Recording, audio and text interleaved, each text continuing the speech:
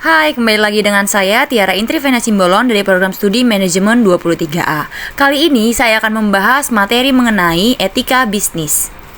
Yuk kita simak. Kalian tahu nggak sih apa yang dimaksud dengan etika bisnis?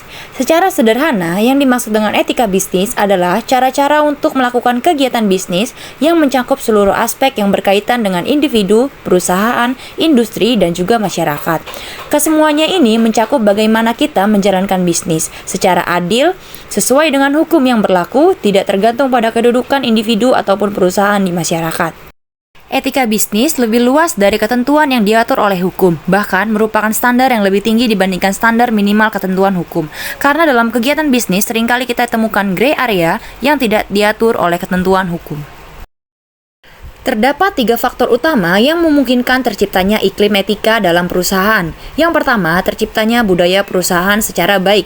Yang kedua, terbangunnya suatu kondisi organisasi berdasarkan saling percaya, trust-based organization. Yang ketiga, terbentuknya manajemen hubungan antar pegawai, employee relationship management. Iklim etika dalam perusahaan dipengaruhi oleh adanya interaksi beberapa faktor, yaitu faktor kepentingan diri sendiri, keuntungan perusahaan, pelaksanaan efisiensi, dan kepentingan kelompok.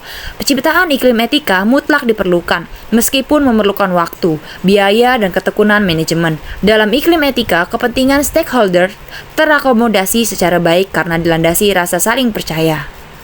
Selanjutnya, tanggung jawab sosial bisnis. Etika dalam berbisnis adalah mutlak dilakukan. Maju mundurnya bisnis yang dijalankan adalah tergantung dari pelaku bisnis itu sendiri. Apa yang dia perbuat dengan konsekuensi apa yang akan dia peroleh sudah sangat jelas. Pebisnis yang menjunjung tinggi nilai etika akan mendapat poin reward terhadap apa yang telah dia lakukan.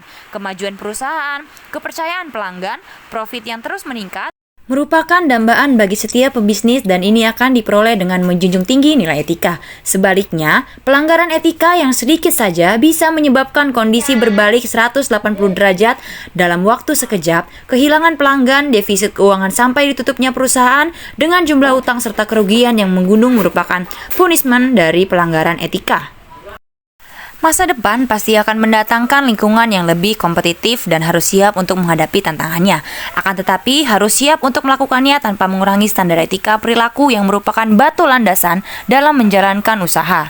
Reputasi yang mendunia akan kejujuran dan perilaku bisnis yang handal yang dibangun oleh banyak orang selama bertahun-tahun akan diuji dan dibuktikan dalam setiap transaksi bisnis yang dilakukan. Semakin mengglobal, dinamis, dan berorientasi kepada pelanggan dibandingkan sebelumnya. Namun upaya untuk memuaskan pelanggan dan memperoleh keunggulan kompetitif bermula dan berakhir dengan komitmen untuk bertindak sesuai hukum dan etika.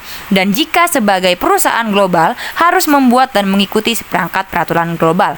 Sebagai calon dari pebisnis, baik itu yang menjalankan bisnis pribadi ataupun yang menjalankan bisnis orang lain, tinggal menentukan pilihan apakah bisnis dengan etika atau bisnis tanpa etika.